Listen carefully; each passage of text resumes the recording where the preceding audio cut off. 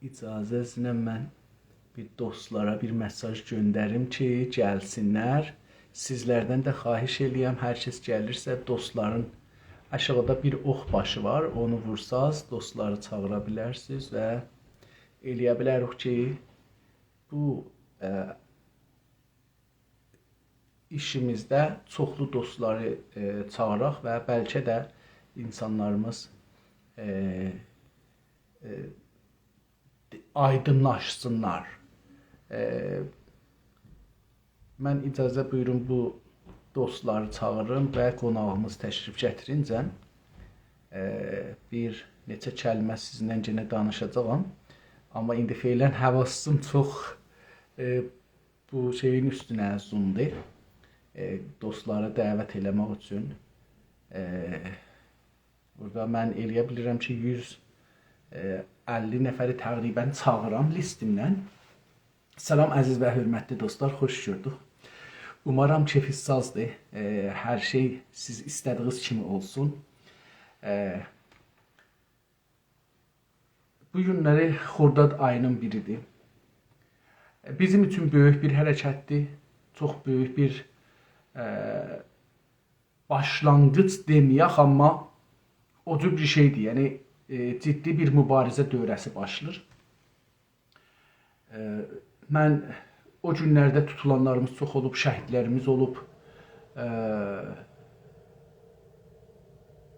həbs çəkənlərimiz çox olub, çoxlu ailələr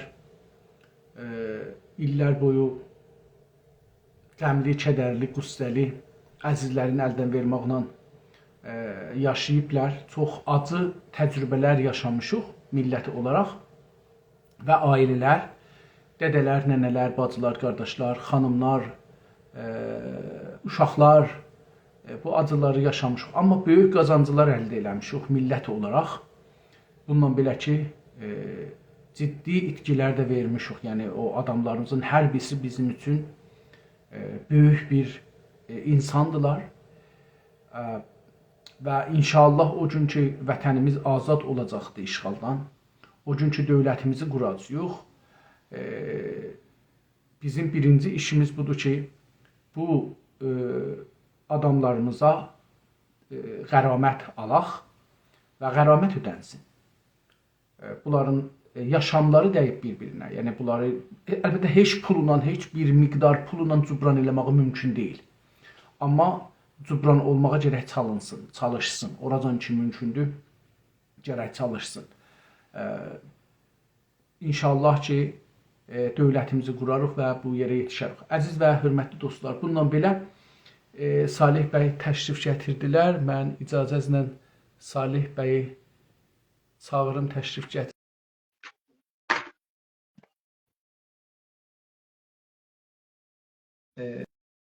Tamam. İnanıram ki Salih bəy gəldilər. Bəli. Çox da gözəl. Salih bəy kameranızı fəqət çevirəcəksiniz özünüzə tərəf. Tamam, düzəl. Salam aleyküm. Xoş gördük Salih bəy. Necəsiniz? Yaxşısınız? Halınız yaxşıdır? Çok sağ olun. Sizi de hoş gördük. Değerli konakları da ve bizi çok izleyenlere de selam ve saygılar. Çok sağ olun. Teşekkürler. Çox sağ olun, var olun. Dünən ərz eləyim ki, 4 saatda bu Instagram öz-özünə kəsir. Biz də dünən 4 saatı qutaran kimi kəsdi. Sizlə halallaşa bilmədik. Eyni halda bir də o nömrəni veririk gündə. O cürdür. Söhbətimiz də yarımçılıq qaldı. Bir də nömrə veririk hər gün, bilirsiniz. Siz geçən 4 günün, 3 günün milli ərdəmli rütbəsini almışdınız. Dünən ən ərdəmli oldunuz. Buna görə ki, biraz Günaz TV-yə bir nəqd ilə yanaşdınız. Düzdür, ola bilər düz olsun. Mən Günaz TV-yə də obalı cənablarına mesaj buraxdım. Videonu da göndərdim. Ben olay dedim ki bize mana bu. Tarixdən bir şey tərif elədiniz. Tarixdən bir şey tərif elədiniz. O şey ki siz görmüsünüz. Yəni siz gördüyünüz atıdan o cürdür. Əlbəttə buna əzəlim. Bunu hamı Günaz TV-də bizim Günaz TV-nin tarixi ilə, başlanğıcı ilə xəbəri olan izləyənlər bilir. Bizim əslində yaşlılardan bu tərəfə ümumiyyətlə Günaz TV-də bir dəqiqə bizim proqramımız olmuyor. Bəli. Orası önəm daşımır mənim üçün. Mənim burada danışırım ki, siz orada Günas TV-nin adını çəkdiniz və ona tarixdən biraz istinad elədiniz. O sizin baxışınızdandır. Yəni sizin bəlkə onların zaviyələrindən, açılarından bir ayrı cür görünə bilər. Onun üçün onlara yazdım, göndərdim, səsli mesaj göndərdim, videonu göndərdim. İstədim də ki, Obalı cənabları özləri, yoxsa hər kəs timindən, dostundan istərsə, eləyə bilər, gəlsin, danışsın. Hər zaman istərsə qapımız açıqdır. Onun üçün dünən cənabıza ən ərdəmli, yəni milli ərdəmlikdən bir pillə indirdik aşağıya. Çox sağ olun. Çox sağ olun. Ancaq yəni ki, mən birisinə təhqir, tohin, iftira filanca da... Yox, o deyildi. O deyildi. Adı çəkildi. Yəni bu olan bir... Hamı bilir yəni. Burada gizlilik yoxdur ki, bizim Əhməd bəy Obalı ilə omuz-omuza, biz əsə bu partiyanı Əhməd bəylə qurmuş. İstiqlal Partiyasının qurucularından birisi də Əhməd bəy. Əhməd bəy Obalıdır. Əcəb. Bəli. Qurucularından birisi də Əhməd bəy Obalıdır. Yəni sonra əlbəttə ayrılıbdır. Yəni elə o olaylardan sonra ayrılıbdır. Yəni fikir ayrılığımız olub, yor ayrılığımız olubdur. Amma partiyanın qurucularından birisi də Əhməd bəy Obalıdır. Əcəb, bilmirdim. Mən şəxsən bilmirdim. Çox sevindim buna. Çox sevindim. Bizim partiyanın qurucularından o birisilər indi mən ad çəkmirəm. Çünki dedim birisini ixrac eləmiş, indi burada deməyimə də gərək yoxdur. Amma Əhməd bəy partiyanın qurucularından bəri başından bizimlə fəaliyyət edib və uzun sürədə demək partiyamıza dəstəyi olubdur, köməyi olubdur. Həm üzviyyət və həm üzviyyət haqqından əlavə imkanlarından partiyanın gəlişməsinə böyük köməyi olub, dəstəyi olubdur. Amma bir hədət, fikirlər ayrılıbdır. Yəni orada mən birini pisləmək, qaralamaq üçün yox, bir yerdə bizim düşüncə ayrılığı gəlib.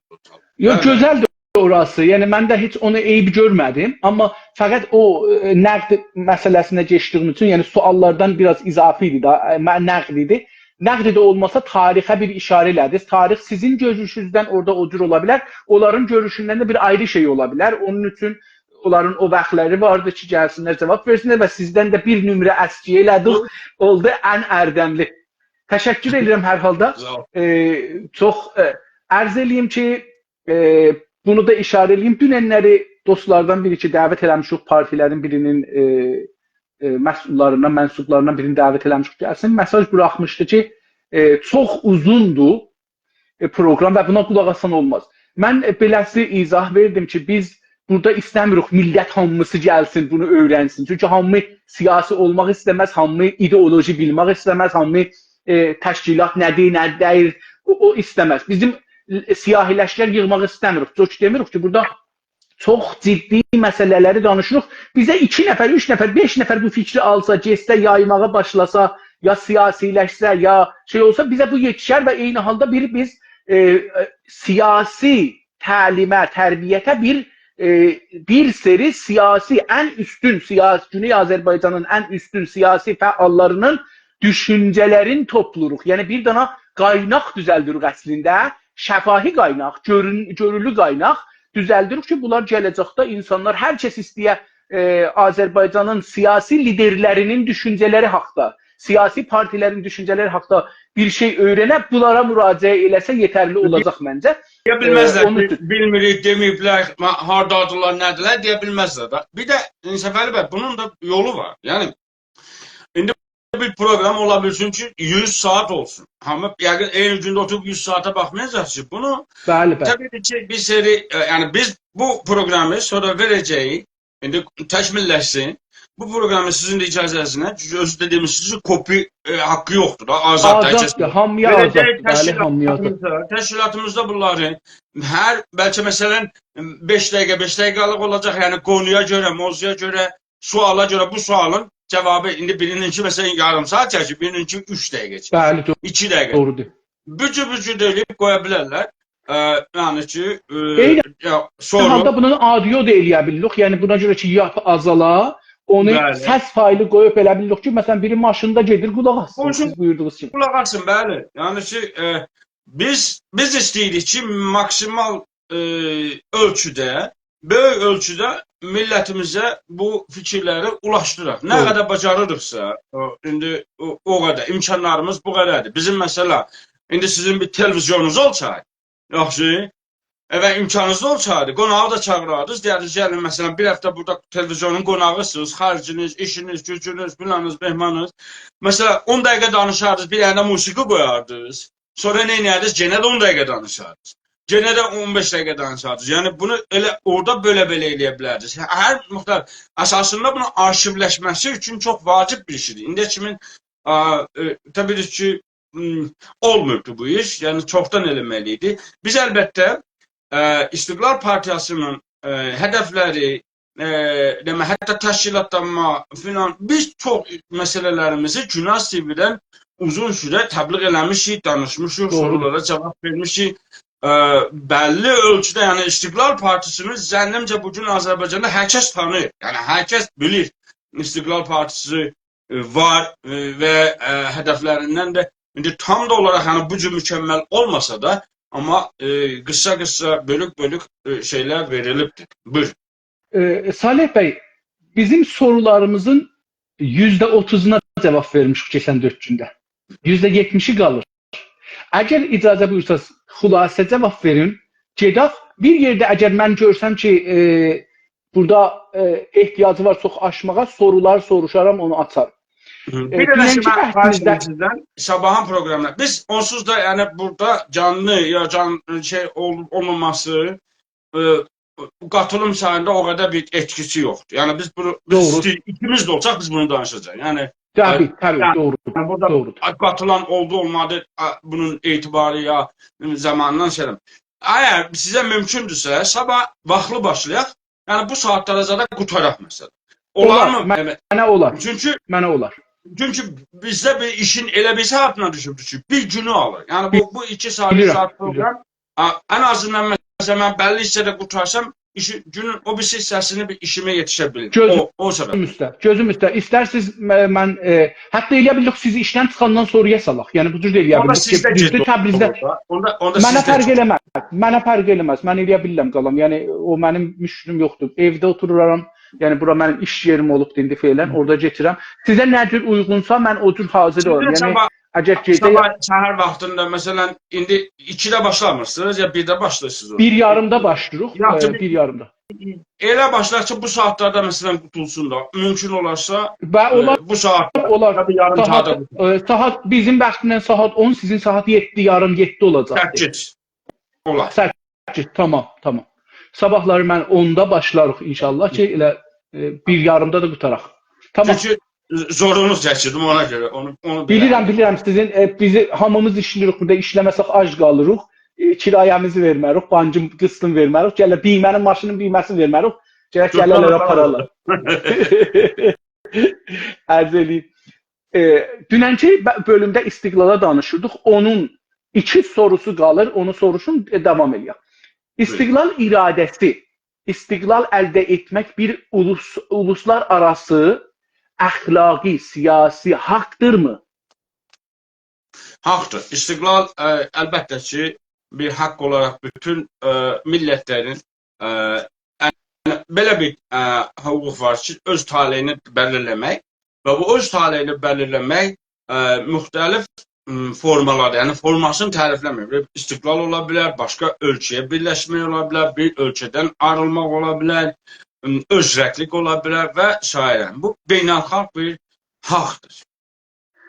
Salih bəy, bunu deyəndə bu gəlir ki, beynəlxalq haqlar 1-ci Dünya Savaşından sonra çox formalaşıbdır. 2-ci Dünya Savaşından sonra bu hüquqi bəşəriyyət dediyimiz yazılıbdır. 1-ci Dünya Savaşından sonra o qədər yox idi. Amma insanlar ondan qabaq da dövlət qururdular. Ondan qabaq da indi əsasən beynəlxalq hüquqda bu olmasa biz orada əsarətdə qalmayacağıq ki. Yəni biz onu yenə də savaşacağıq. Yəni bir dənə də beynəlxalq bazası var. Onu demək istəyirəm. Yoxsa çünki orada vardı biz mübarizə eləyirik. Yox, orada olmasa da biz bu işi görəcəkdik. Mən istəyirəm dövlət olum. Doğrudur. İstiqlal iradə edən millət üçün müxaliflərin önəmi nədir? Yəni indi biz istiqlalı iradə eləmişik. Mən bu iradə kəlməsinin üstündə çox dayanıram, bilirsiniz. Bu istiqlala biz iradə eləmişik. Dünya qanunu ola olmaya, uluslararası ola olmaya. İndi müxaliflərin bizə nə önəmi var? Təbii ki, nə qədər müxalif az olsa, bizim işimiz daha rahatdır. Müxaliflər hər halda bir maneə düzəldir. Bizdən enerji alır. Biz onları ya razı salmağa, ya uzaqlaşdırmağa, ya zərərləşdirməyə, bütünlüklə enerjimizi sərf eləyək onları bu maneəni qaldırmaq üçün də. Biri budur ki, yol hamar olaraq gedəsən, hamı həmrəy olar. Biri də budur ki, yol dəstəndaz. Burada dəstəndazdan əlavə mıxsat da töküblər ki, batır ayağımıza, ya maşınımızı pəncər eləyir, təyyarımızı pəncər eləyir, filan eləyir. Bu enerjimizi alır təbii ki. Olmasa daha yaxşı, amma insan da adətən insan cəbrə hər zaman qarşı. İnsan hər zaman narazıdır. İnsanın olması deyək, hamı elə eyni düşünəcəkdir, hamı eyni şeydə gedəcəkdir. Amma əgər bəlli bir kəsimi, toplumun bəlli bir kəsimi buna meyllənibsə, onun olasılığı var. Çox gözəl. İndi getiririk İran məsələsinə. İran nədir? Bunu çalışacağıq ki, İrana görə sizin partinin Güney Azərbaycan İstiqlal Partisinin nəzərlərini, düşüncələrini öyrənək. İran qavramı sizin üçün düşüncənizdə hangi tərif ilə tanımlanır? İran bir siyasi mövcudiyyətdir, siyasi varlıqdır və bizə İran sözü gələndə işğal gözümüzdə təcəssüm. Bizə İran yəni işğal, İran yəni fəlakət, İran yəni bədbəxtçılıq, İran yəni haqsızlıq, İran yəni sərmayəmizin talanı, İran yəni dilimizin yasaqlığı, İran yəni xalqımızı kölə durumuna salmaq, bədbəxt eləmək, torpaqlarımızı kölə çevirmək, meşələrimizi çölləşdirmək, dənizlərimizi qurutmaq, sərmayəmizi oğurlamaq, insanlarımızı, aydınlarımızı yox eləmək, İran yəni işgəncə, İran yəni edam, İran yəni qətliam, bizi qətliamla eləyiblər də. Bizə İran bundan başqa bir təcəbbürü yox, başqa bir mənası yoxdur. İran gələndə bunlar gözümüzdə çəmir. Buyurun. Qadınların məsələsində də, uşaqların məsələsində də aynı görürsünüz? Bəli, qadın əsasında bunu mən əvvəl söhbətlərimdə, daha əvvəllərdə dedim ki, Türk uyğarlığında qadın kişi ayrımı yoxdur, cinsiyyət ayrımı yoxdur. Hətta bizim dilimizdə də məsələn demək cinsiyyət ayrımı yoxdur, dildə də yoxdur. Yəni dilin məsələn biliyorsunuz İngilis dilində, Fransız dilində müənnəs müzəkkər var, bizim dilimizdə yox. Cinsiyyət dili deyil, yəni cinsiyyət kültürü deyil. Biz hətta bu indi əslində İslamdan daha əvvəl Aryanların, bunların iddia elədiyi o Zərtüştizm özü mübahisəli bir dənə ideolojidir. Yəni olub-olmaması bəhsidir.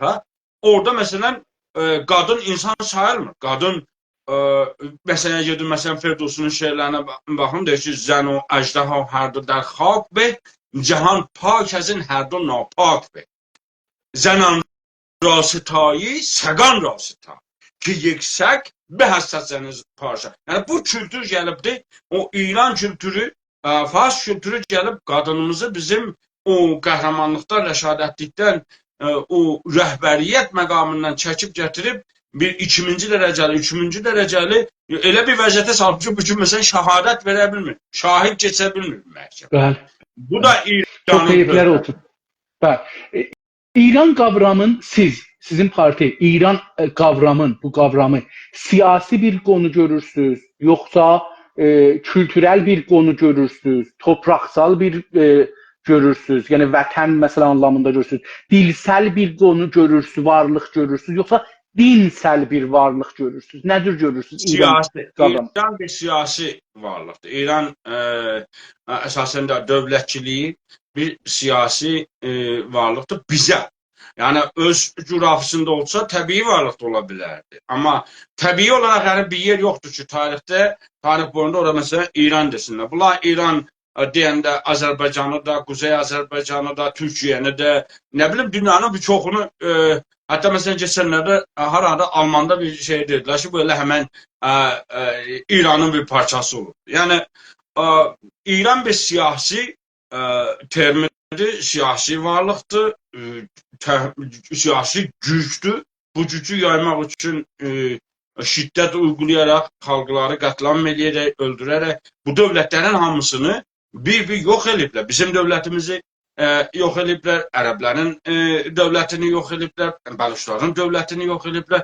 Bu dövlətləri qanda boğaraq, sərkub eləyərək gətirib bir dənə siyasi coğrafiya düzəldiblər. İran təbii coğrafi deyil, siyasi bir coğrafi. Eyni halda bir düşüncə görürsünüz İran sözün. Tabii ki pan-İranizm, İran zihniyyəti əsasında Farsdır da, bunun arxasında Farsdır, amma İran adında təcəlli. Bir fikir, bir teori, bir doktrin vardır ki, bunu yaradıb, yürüdür və inkişaf etdirməkdə, daha yaygınlaşdırmaqdadır. Tamam. İran adlı varlığı sizin parti rəsmiyyətə tanır bir siyasi varlıq olaraq qəbul edir? Qəbul eləmirik. Biz bunu qəti bir maddəmiz var əsasən buna görə. İran adında heç bir hakimiyyət nə adında, nə mahiyyətində olursa olsun, İran hakimiyyəti, İran varlığını, İran ağalığını qəbul eləmir. İran başqa bir ölkə kimi olsun. Bizim başımızda olmaz. Yəni biz o tərkibin içində İran adlandırmağa nə adından olursa, nə mahiyyətindən olursa rədd edirik, qəbul eləmir. Bu bir zorakılıq, işğalçılıq, bir gerçək demək, somut bir dövlət orada var. O dövləti danmır. Amma bunu biz məşru dövlət bilmirik. Bunu bir işğalçı bilirik və hər işğalın da demək, axırı, yəni o işğal altında olan xalqın işğalı dəf eləmək mübarizəsi nəticəsində demək sonuca vara bilər deyə Azərbaycan da mübarizə edib işğalı dəf eləməlidir. Heç bir adda, yəni bu gün desinə İran, əslən Türk İran qəbul eləmir. Nə də ki İran varsa, indi əvvəlində olsun, ortasında olsun, ya axırında olsun. İran olan bir yerdə əvvəl söhbətlərimdə dedim ki, Azərbaycan varsa, İran varsa Azərbaycan yoxdur. Bunlar bir-birini rədd edir, nəf edirlər. Fars varsa Türk yoxdur. O bu mənada Fars kesin öz məmləkətində də olmasın. Amma burada mənim torpağımda Fars varsa məni yox eləmək üçün gəlir. Baxın, Fars musiqisi vardı ki, mənim musiqimi qadağan eləyibdir. Fars şairi məktəbimdə mənim dəstəkləyib. Mənim şairimi tanımırlar ki, Yaşaq Azərbaycan məsələn şairlərindən neçəsini tanır. Aydınlarımızı qoyun kənara 5-3 dənə məsələn araşdırmacılar. Ki, xalqa gedək görək məsələn Uzaqbaşı Şəhriyarın 1-2 dənə şeirini bilək. Amma Dəbədir məsələn Sədidən sizə 5 dənə 10 dənə şeir oxusun, Hafizdən 10 dənə şeir oxusun, Ferdowsidən desin, o birisindən desin, bu birisindən desin. Töküblər burada. Bu İran Azərbaycanı məhv edən bir termidir. Məhv edən bir varlıqdır. Ona görə hər hangi bir ünvanda olursa o bizi yox eləyəcək. O yüzden də hər bir şeyin ki əvvəlində, ortasında, axırında, hər bir yerində İran varsa o bizi yox eləmək üçündür, bizə bir təhdiddir, onu qəbul eləmir. Buyurun. Siz İranlı sözündən nə anlırsınız? Siz bunu nə İranlı? Dedik, təhmili bir siyasi hüviyyət. İranlı bir təhmili, qondarma, cəli, əsliyəti olmayan siyasi bir hüviyyət. Basmayı bir hüviyyət. Təhmil olunur. Biz seçməmişik. Tamam. Türklər, Azərbaycan, Azərbaycanlılar, İran və İranlılar qavramların siyasətdə necə yan-yana gətirirsiniz? Yəni bu 4 dananı, Türklər, Azərbaycanlılar, Azərbaycan, İran, İranlılar. Türk terimi, İranlılar dedik, İranlını bunlara qatmayaq. Çünki əslən bu bir dənə təhmili siyasi hüviyyət, cəli bir hüviyyətdir. Ona görə onu tüylərə qatmayaq. Tüylər bir həqiqi və hüquqi varlıqdır. Tüylərin dünəm hardasa bir yerdən köçüb bura gəlib, ya məsələn qondarma bu şey düzəlilməyib. Ya bunları bizi kimsə orada tüyləşdirməyibdir. Bizim əslən tarix boyunda yadına gəlmiş, məsələn Azərbaycanda bir burğa olsun ki, türk olmasın orada. Ona görə tüylər buranın əsas varlıqlardır. İran bunlara daxil deyil. İran sonra gəlmə, qondarma, cəli və təhmili bir şey olduğu için İran'ı bundan çıkacak. İndi Azərbaycanlı desək, tabii ki Azərbaycan ərazisində, coğrafisində yaşayan topluma Azərbaycanlı deyil. Demək, Türk dilini daşıyan Kürt kökənlilərə də Türk deyilir. Bunun da haranın Türkü yoxdur. Məsələn, İranın Türkü deyəndə əslində əsaləti biz İrana veririk. Əsalət, əsilli İranlı olmaq olur. Sonra ikinci hüviyyətin Türk olur. Aslında bizim birinci hüviyyətimiz Türkdür. Biz İranlı olmaqdan veya hatta Müslümançılıktan da evvel biz Türk'ü. Yani bunlar müqayisəsi əsasında birbirindən o qədər də doğru düzgün deyil. Biz Türk'ü, yani burada Türkler var ve tarih boyda burada olublar. Onları indi qədər talih nəticəsində ya qədər deyək, ya əsasında öz könlüylə və ya köçüb gəlibdir, ya burada doğma yaşayıbsa, bunlar Türklərdirlər. Bu da İranın Türkiyəsi, necə ki qabaqca deyirlər, Azərbaycanın Şurəvi. Şurəvi Azərbaycan Şurəvinin deyil, Azərbaycan İranın deyil, Azərbaycan Azərbaycanlının. Bunu hər kəs bu kavramı necə görürsünüz? Mesela mən dünən də bunu eşitdim. Azərbaycan İran. Mesela bu təyyarə partlayanda Azərbaycan İran, İran Azərbaycanı. Bu kavramı mən dünən qəbul eləmirik. O Azərbaycan, elə o malikiyyətdən, o zorakılıqdan, o işğaldan törədilmiş bu zehniyyəti yaradırlar ki, İranın Azərbaycan, Azərbaycan İran, həmən İranın Azərbaycanıdır. Mənə də belə gəldi dünən bunu eşidəndə ki, bu təcziyə mənası verir. Yəni ki, Azərbaycanı İran ya İran Azərbaycanı deyəndə, yəni ki, bu Azərbaycan təcziyə olubdur. O hələ o baxımdan ondan əlavə bunlar sən Azərbaycanı müstəqil Azərbaycanı Cumhuri Bakı deyirlər. Dövlət-i Bakı deyirlər. Azərbaycan deməkdən belə qaçınır. Və ya məsələn Aran deyirlər. Yəni müxtəlif adlarla istəyirlər eləsinlər. Bunu görməməzlikdən gəlsinlər. Bunlar sadəcə beyinlərdən Azərbaycanı, hətta Güney Azərbaycanı, baxın parçalayıbdır. Çox hissəsindən Azərbaycan adını götürübdür. İndi qalıb qərbi, şərqi, onu da qərbini görür, istəyirləsin Mokran o tərəfdən birisini çıxasın, o birisini çıxasın. Onu da aradan aparan olsa da Azərbaycan uzaqbaşı məsələn olçu olacaq, Təbriz mənası verəcəkdir. Onların stratejisi budur. Ona görə Azərbaycan heç kimsən, Azərbaycanlıdan başqa heç kimsənin deyil. Nə Amerikanın, nə Rusiyanın, nə Çinin, nə İranın, Azərbaycanlının, bizim. Doğru. Sizin təşkilat İran adlı varlığın gələcəyi necə görür? Ya necə görmək istəyir? Biz İran fənaya məhkum, işğal bir rejiminin yoxluğunu istəyirik. Onun bizim torpaqlarımızdan uzaq olmasını, bizə zərər verməməsi, bizə təhdid olmaması və biz görüşümüz budur ki, İran, yəni bu siyasi şeydən istəsə mövqedə bu hakimiyyət vardı İranda, bugünkü hakimiyyət əgər qəhri formada dəyişirsə, daha İran olmayacaqdır. Bizim görüşümüz budur. Yəni inqilab formasında və ya müharibə formasında, Qurtuluş Savaşında hər hansı bir nəticədə İran hakimiyyəti, yəni bu İranın son hakimiyyəti olacaq. Əgər bunu nə qədər başarırlar, reformla, demək, yumuşaqlıqla, kudetayla, filanla idarə edəyərlər, bu başqa bir bəhsdir. Amma o gün ki, süqut elədi, daha İran dövləti olmayacaq, bizə görə olmayacaq. Yəni bu fərq eləməz, məsələn, hər hansı bir adla tökülürsə dövlət, bunu İranın teorisyenləri yaxşı bilir. Siz görürsünüz ki, məsələn, bəzi yerlərdə istab vururlar da, görürlər ki, məmləkət xətərdadır. Yəni ki, bu dövlətin çöküşünü. Niyə Pəhləvilərlə dedik ki, geçən söhbətdə dedik ki, Süleymani ilə görüşürdülər və ya Sipahla Pəhləvilər iç-içərdilər.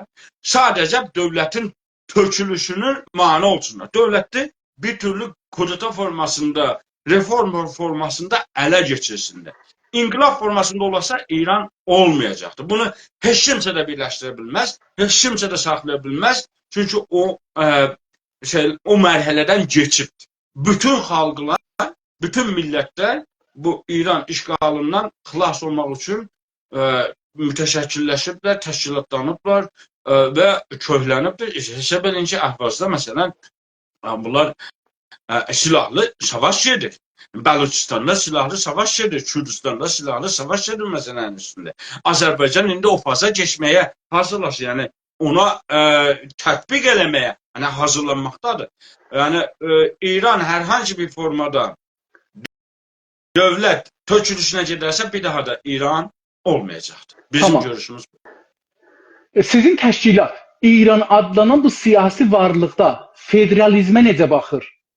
Əsla qəbul eləmir. İran adlanan yerdə federal sistem sadəcə İran Fars hakimiyyətini qorumaq üçün, davam eləmək üçün və bu birisi millətlərin dünən söhbətimizdə dedik ki, nə qədər qarşı tərəf radikal olursa, biz mübarizə səfini gücləndirər. Yəni insanları ona qarşı qorumağa cəzb eləməyə bəhanələri, somut nümunələriniz var göstərməyə.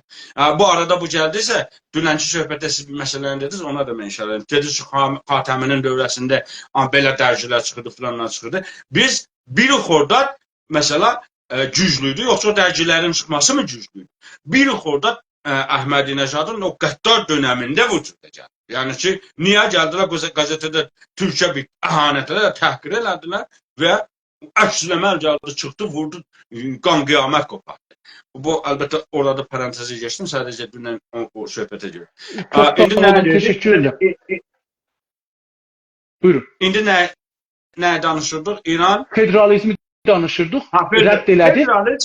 Federalizm əsasında biz dedik ki, federalizmi biz bir idarə sistemi görürük.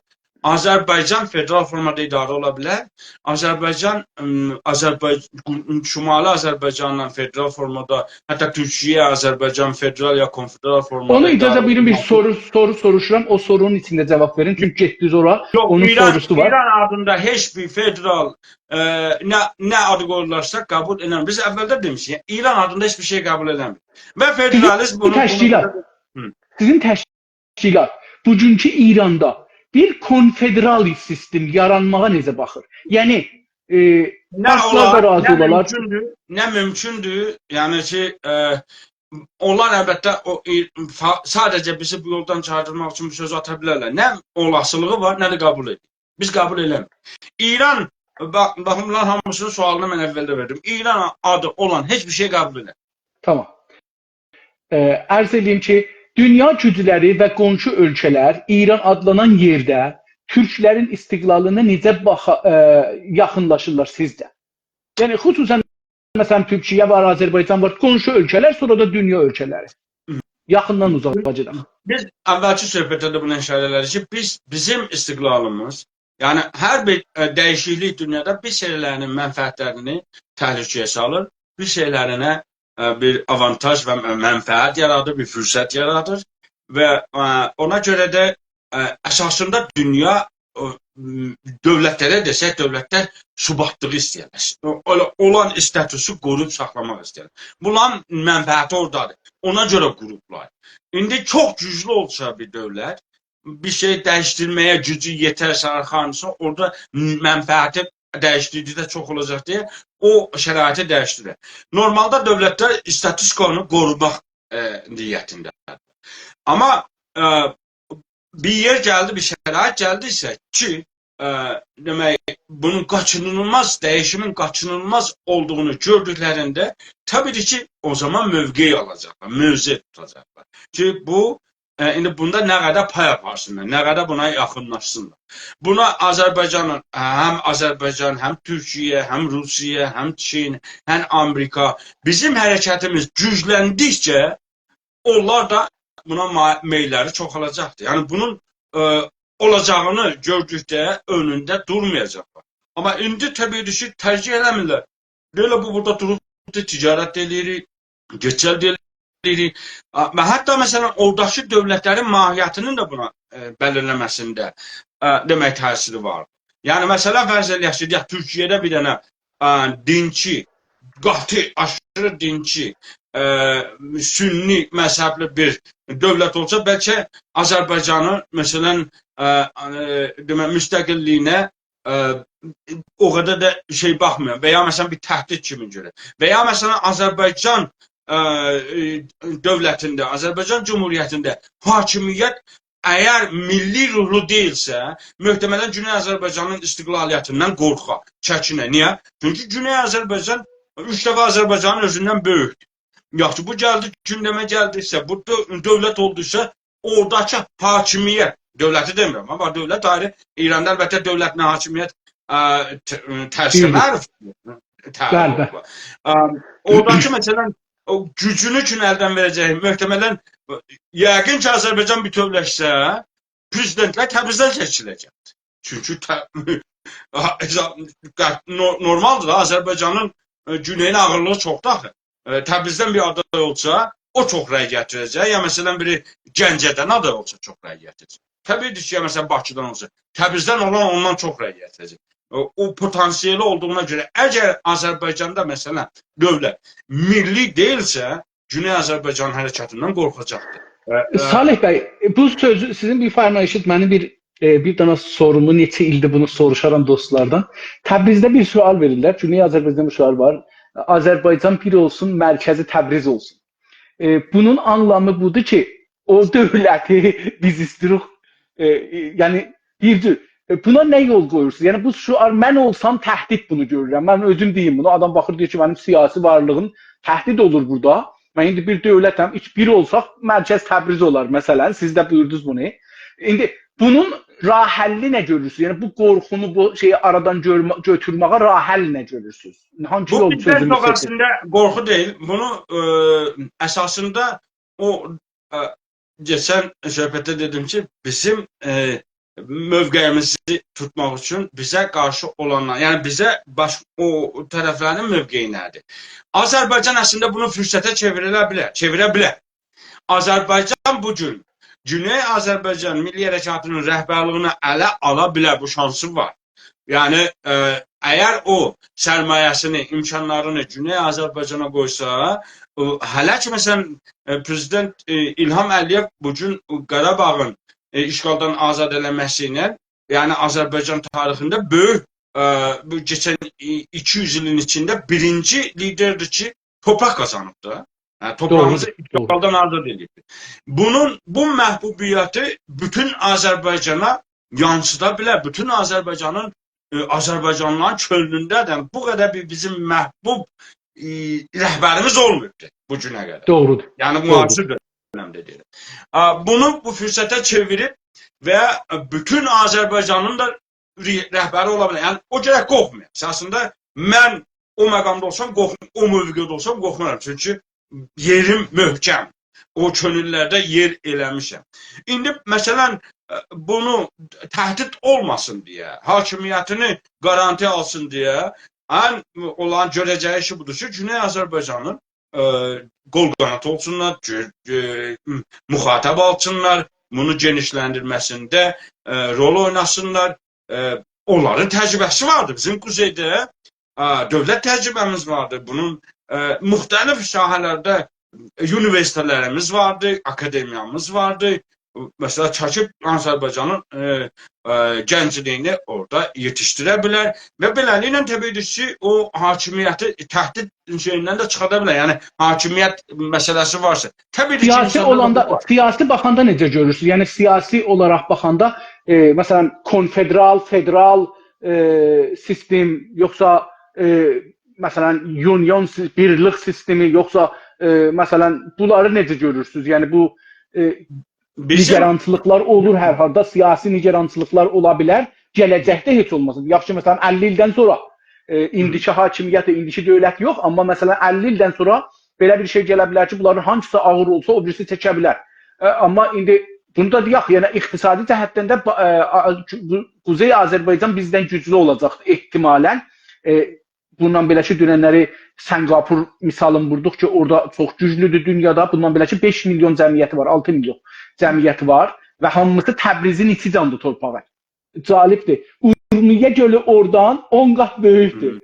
Salih bəy, Singapurdan 10 qat böyükdür, amma bəlkə də çox böyükdür, amma bir məmləkətdə 6 milyon cəmiyyəti var, amma yaxşı da qazanır, heç də suyunu da belə eşikdən gətirir. Bizim də əlbəttə Quzey Azərbaycanın insanından əlavə çox qəni nəfti, qazı var. Bunlar çox ciddi bir varlıqdır o tərəfdən, amma eyni halda ərz elədim, insan məsələsi faktoru çox önəmlidir. Sizcə hansı yolla, siyasi yolla federal, konfederal, birlik bunlarla o müşkili aradan götürmək olur? Azərbaycan nəhayətdə rahat idarə olsun. Azərbaycan, belə bütöv Azərbaycanda, yəni bizim dedik, qısa stratejimiz, orta stratejimiz və uzun stratejimiz. Orta stratejimiz Azərbaycanın vahidləşməsidir, bir dövlət olmasıdır. Yəni Azərbaycan bu sərhəddat filanın qaldırılmasıdır və bunu bizim hədəfimizdir. Ancaq Azərbaycan vahid olandan sonra da bunun idarəçiliyi təbii ki, Azərbaycan federal formada idarə olması daha rahat olacaq deyə düşünürəm. Və Azərbaycanda federal bir formada idarəçilik oluna bilər. Amma bayaqçı söhbətiniz naqiz qaldı ki, o Azərbaycan bir olsun, mərkəzi Təbriz olsun. Bu tərəfində də Təbriz, Bakı, Ankara, biz hara, faslar hara. Yəni bu əsasında illa paytaxt Təbriz olacaqdır deməyə, məsələn, Bakı paytaxtlıqla Bakı ola bilər, məclis Bakıda olsun. Ola bilər, məsələn, prezident Təbrizdə olsun. Yəni vahid olsun. Yəni və ya məsələn dövlət aparatının deyək məsələn Azərbaycanda Təbrizdə məsələn konqremiz olsun. Azərbaycanda da məclisimiz olsun. Yəni böyük bir millət olacaq da. Bunun o təşkillər düzəltmək olar ki, o siyasi balansı dəngələmək olar, siyasəti dəngələmək olar.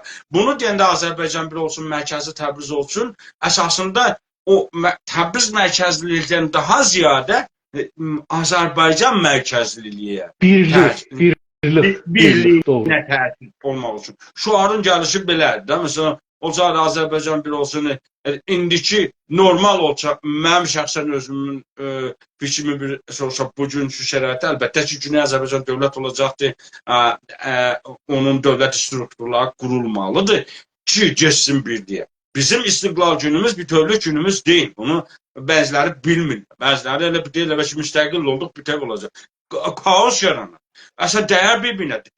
Əmniyyət olmaz. Hərcmərc olar, hər şey dəyər bir-birinə. Azərbaycanın ordusu bugün neçə min nəfər ordusu var. Bu Azərbaycanı idarə edə bilməz. O ordunu tökəsən xiyabanlara bax, polis görəvində olan Azərbaycanın bütövlüyünü idarə edə bilməz. Nəticə etibarilə bunların birləşməsi çox elmi, yumuşaq, yavaş-yavaş əvvəl məsələn birinci mərhələdə biz deyək ki, demək, get-gəlin orada quzeydə ya güneydə biri gedib qalsın, işləsin, taksidən filan, yəni ora geçirsə güneydəki mövqeyyətinə təhlükə salmadan və ya hər hansı bir xas bəlgəyə ehtiyacı olmadan gedib orada işləyə bilsin və ya oradakı gəlib güneydə işləyə bilsin, qala bilsin, evliliklər, yaxınlaşmalar və yəni bu get-gəlin azad olması, ticarətin yavaş-yavaş azad olması və yavaş-yavaş zaman içində mərzin qaldırılması, yəni mərzdən əvvəl parlamentlərin yaxınlaşması, yavaş-yavaş mərzin əsən vizasız geçib də qapılar çox açın, qapılardan sadəcə dedi ki, pasport möhür vurub filan eləməsin. Kartını göstərsin, geçsin o tərəf. Necə ki, məsələn, Amerikaya, Kanadaya gedənlər necə gedirlər. Kartını göstərsin, geçsin o tərəfə, geçsin, işləsin, qalsın, gəlsin. Bu, yavaş-yavaş nə edəcəkdə bunları yaxınlaşdıracaq. Parlamentdəki müzakirələri apardı, demək, neçə il çəkəcəkdir, çəksin. Amma yumuşaq formada heç bir şey bir-birinə dəymədən görəcəksiniz ki, Azərbaycan vahid bir formada nədir? Azərbaycan bir dövlət, bir millət, bir bayraq altında fəaliyyətinə başlaya bilər. Yəni bu formada olmalıdır. Onda heç kim səni təhdid eləməz. Ya heç kimsə Tamam. Təşəkkür. İranın coğrafiyasına baxanda, yəni durursunuz o pişik dediklərine baxanda, pişik görürsünüz yoxsa nə görürsünüz orada?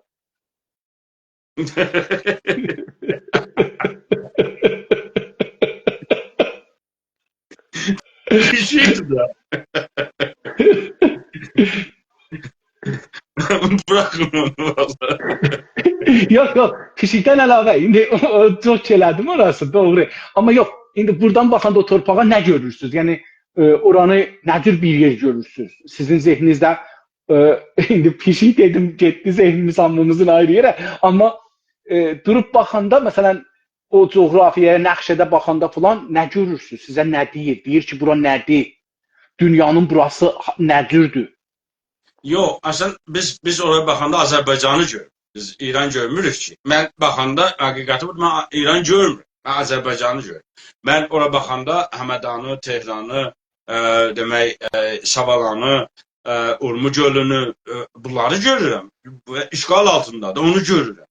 Mən İran o Ərəbləri görmürsüz, Bəluçları görmürsüz, Farsları görmürsüz.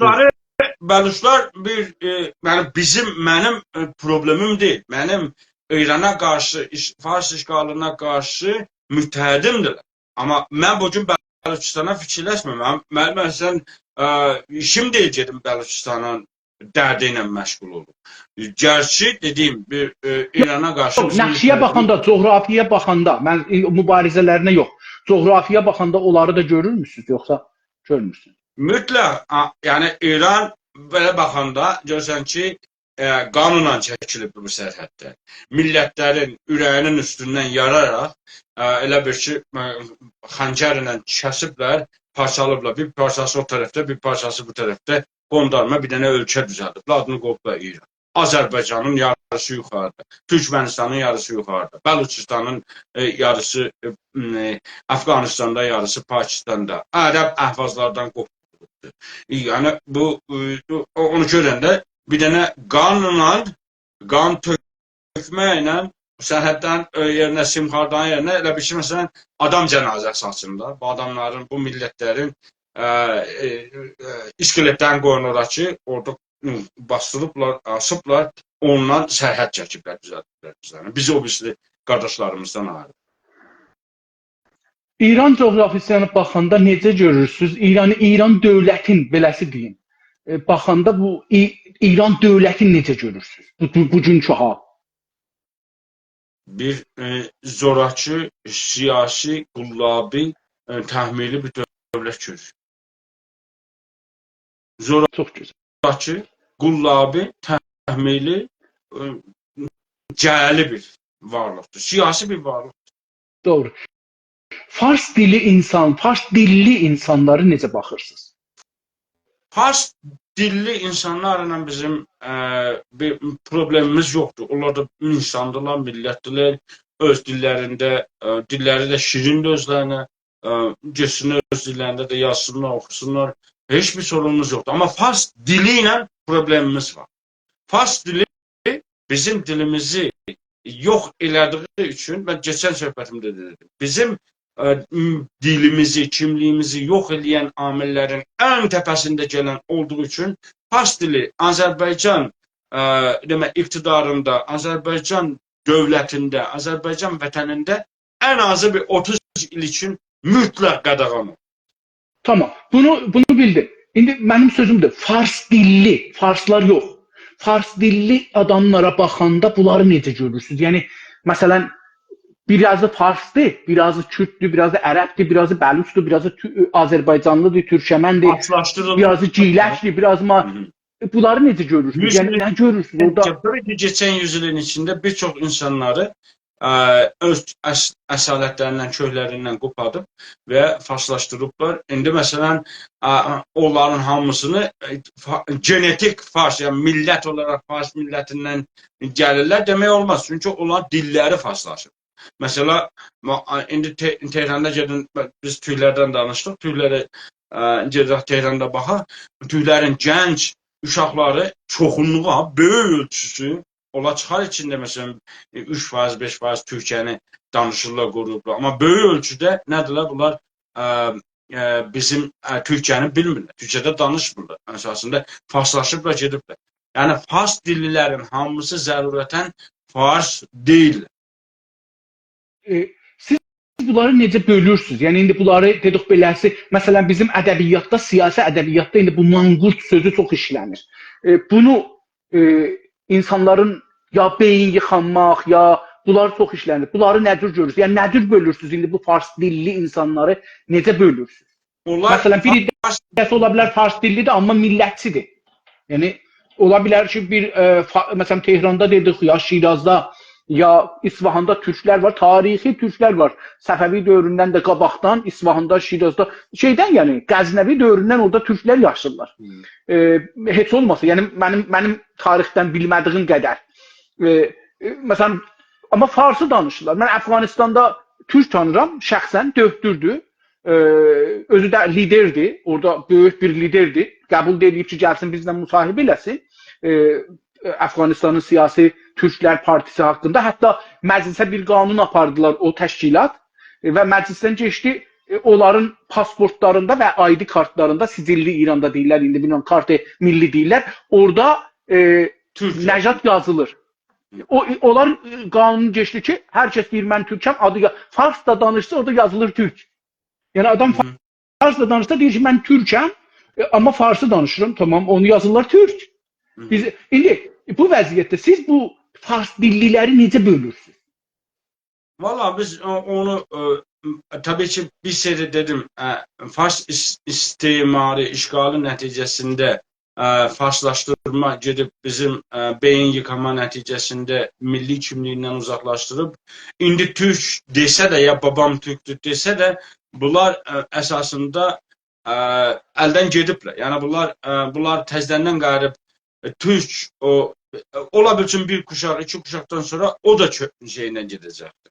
Onda da türklükdən əsər qalmayacaqdır. Bunları fars işğalının qurbanları kimi görürük. İndi hangi millətdən olursa olsun. Siz indi fars dilini bir tanımladınız. Dediniz ki fars dili bəlkə də yaxşıdırlar, amma özlərinin dili və bizim Azərbaycanda. Bir də bunu tanımlasaz, tərif eləsəz. Nə, fars dili? Bəli. Fars dilinə yəni bizim bəziləri deyirlər ki, məsələn bunun 50% ərəbcədəndir, 50% türkçədəndir, 30% nədir? Doğrudurlar da. Amma yəni bu dəlil olmaz ki, deyək ki, məsələn fars dili pisdir, ya o birisilər də çıxır ki, fars dili çox şirin dildir, nə filandır. Tamam, şirindir. Hər şirini siz zorla birinin ağzına soxsaz, o acı olur. Bizə fars dili üçün bizim kimliyimizi yox edibdir, bizim dilimizi qətl edibdir və bir təhdid kimi, qılış kimi durub başımızın üstündə və bugün uşağımız məktəbə gedir, anada hətta məsələn nə qoyubdur, Bəsəndəci farsı adında ananı məcbur edir ki, geçsin uşağını farslaşdırsın. Ona görə biz bizə sadəcə zalim, qatil mövqeyinə yanaşdığı üçün ona qarşı. Yoxsa farsların dili olduğu üçün deyil. Gün dünyada minlər dil var danışılır. Heç birine qarşı bizim mövqeyimiz yoxdur. Amma fars dili istisna. Niyə? Çünki bizi yox etdi. Ona görə də deyirik ki, fars dili Azərbaycanda qadağan olmalı. İndi 30 il, 40 ildən sonra məclisdə məsələn təsvib eləyərlər, filan eləyərlər, fars dilini biri gəlib Azərbaycanda oxuya bilər, filan eləyə bilər. Amma mənim şəxsən baxışıma görə 30 il Azərbaycanda hətta danışqanlarda da fars dilini oxumağa şərait qoymamaq. Çünki o varsa bu bizi yox edəcək. İnsan rahat tələb.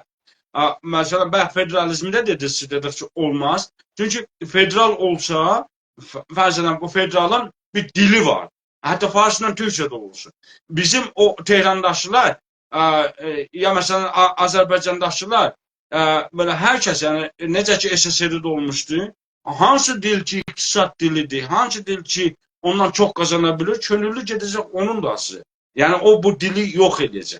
Fars dili çünki bizim dilimizi, kimliyimizi, milliyyətimizi yox edibdir. Ona görə fars dilinə ciddi bir qadağa qoymalıdır. O fars dilinin cinsindən deyil, kimin dili olduğundan deyil, sadəcə bizə o sədməni vurduğundan dolayıdır. Yoksa fars dili şirindir, şirindir. Tamam. Təşəkkürlər. İran və farsların siyasi gələcəyini necə görürsünüz? Farsların və İranın gələcəyini. Tamam, mənə bir dəqiqə icazə verin, gəlin. Bir dəqiqə danışın. Tamam. Əziz dostlar, gördüyünüz kimi biz Salih bəy İldırım cənabları əvvəl çox dostlar təşrif gətirirlər, salam yazırlar, orada lütflü sözlər yazırlar. Çox təşəkkür edirəm. Var olun. Bunu cavab vermədiyinizi düşünməyin. Görürəm, ürəyimdən ciddi cavab verirəm, amma biz ciddi bir siyasi tarixdə olmayan, tariximizdə Güney Azərbaycanın və İranın tarixində olmayan bir siyasi proqram aparırıq. Bunun yeri tarixdə boş idi. Bundan dəfələrcə kitablar çıxa bilər, tezlər bunun üstündə gedə bilər. Onun üçün sözlərin qonağımızın ya özümün sözümü kəsib sizə cavab vermirəm. Bu ədəbsizlik fərz eləməyin. Salamlarınızı görürük, təşəkkür edirik. Bizim də salamlarımızı qəbul eləyin. Var olasınız, sağ olasınız. Sorumuza qeysaq Salih bəy. İran və farsların siyasi gələcəyi necə görürsünüz?